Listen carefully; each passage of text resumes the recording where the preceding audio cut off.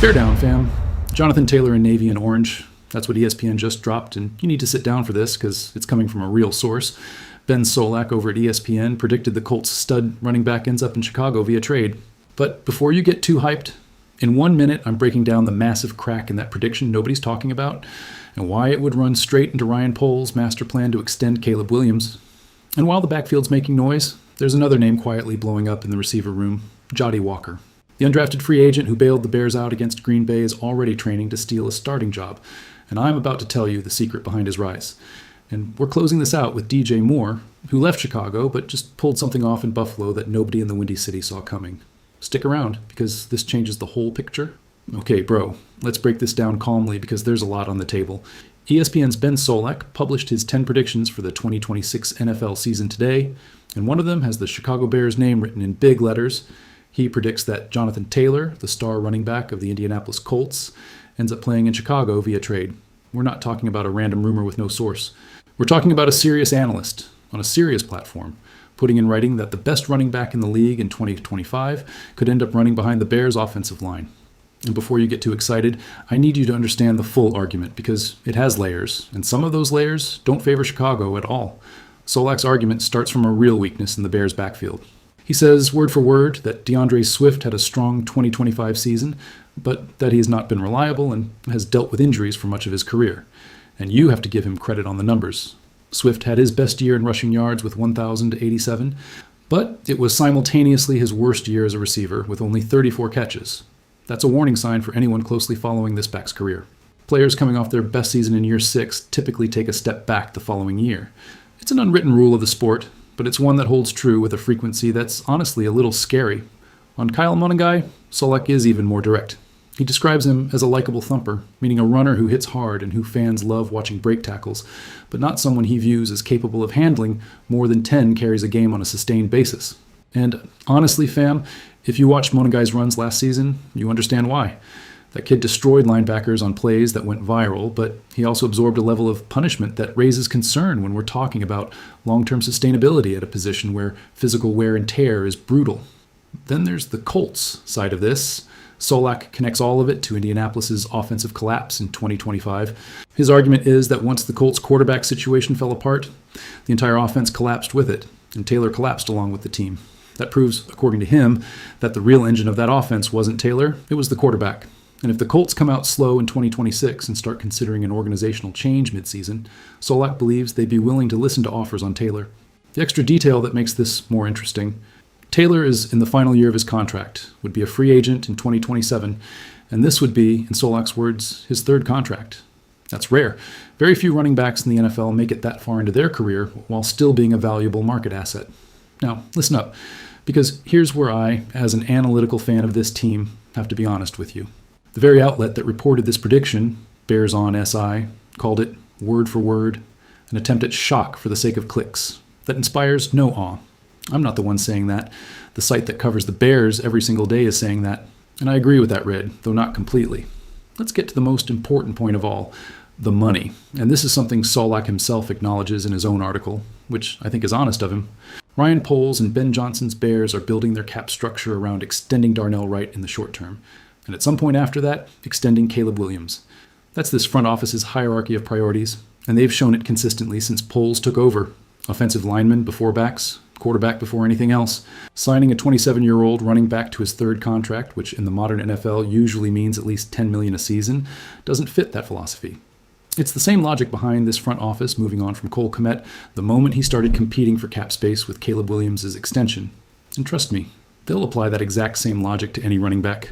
And there's something else I want you to consider, because this is my personal opinion, and I'm giving it to you with the confidence of someone who's been following this roster closely. The Bears don't have an urgent talent problem in the backfield. They have a depth and injury insurance problem, which is different. Swift and Monangai, playing together, were the only duo in the league with 2 running backs inside the top 25 in rushing yards. That's not a broken offense that needs an emergency rescue. That's an offense that's working reasonably well and has natural room to grow with another year of Ben Johnson fine-tuning the scheme. The Bears' real need is on the other side of the ball: edge rush, cornerback depth, possibly offensive line if there's an injury. Those are the same names we've been tracking on this channel. Max Crosby, the October trade deadline window if the asking price drops. That's the kind of trade Ryan Poles is hunting for. not a 27-year-old running back with accumulated mileage. And to top off my skepticism, there are other reporters running independent searches from Solak's, naming the Pittsburgh Steelers as the likely landing spot for Taylor if this happens. That tells me the Bears connection is one theory floating around the market, not a report with internal sources confirming direct interest from Hollis Hall. It's an analyst's prediction, not an insider report. That said, and here's where I want to be fair to the other side of the coin, if the Colts really do collapse midseason and Taylor hits the market at a trade deadline price, which is usually cheaper than a March trade, would Poles consider it? Honestly, yes, he'd consider it, because Poles is the kind of GM who's always calculating relative market value. But consider is very different from is going to happen. My personal prediction, and this is my fan opinion, not a verified fact, I think this trade has, at best, a low probability, something like 15 to 20%. And if the Bears make a big move at the October trade deadline, it's going to be on the defensive side, not the offense. Hold me to this one when we get to that date, because you'll be able to tell me whether I was right or not. Okay, bro, switching gears, because I need to tell you about someone who's got me genuinely excited. And this one doesn't depend on any speculative prediction from an ESPN analyst. We're talking about real results, on the field, under pressure. This kid arrived in Chicago last year as an undrafted free agent out of Texas A&M, after starting his college career at Grand Valley State, a Division II program. Nobody, and I mean nobody, had high expectations of him making the 53-man roster. And what he did was turn preseason into his resume: 2 game-winning touchdowns, one against Miami with a celebration that went viral, and the biggest one, the game-winning touchdown that gave the Bears the win over Kansas City with under 30 seconds on the clock. That, fam, is the hardest possible way to earn a spot on an NFL roster. There are no shortcuts there. During the regular season, Walker was basically invisible in the game plan, barely 8 offensive snaps through Week 14. And this matters because it explains the exact context of his big moment. When Romo Dunze and Luther Burden both went down injured toward the end of the season, Walker had to step up without having had almost any prior regular season game reps. And in Week 16 against Green Bay, on 4th and 4, with the game hanging in the balance, Caleb Williams didn't hesitate for a second to look his way.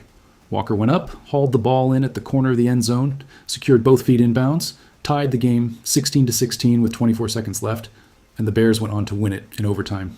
Ben Johnson said something after that game that I think reveals a lot about the confidence this coaching staff has in Walker. He said, and I'm paraphrasing his point, that he knows for people who aren't inside the building, going to the undrafted rookie on 4th down sounds crazy.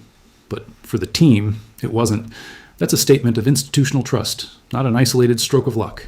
And the relationship between Walker and Caleb Williams goes beyond the field. They play 2-on-2 basketball after practice, around the world style, against defensive teammates.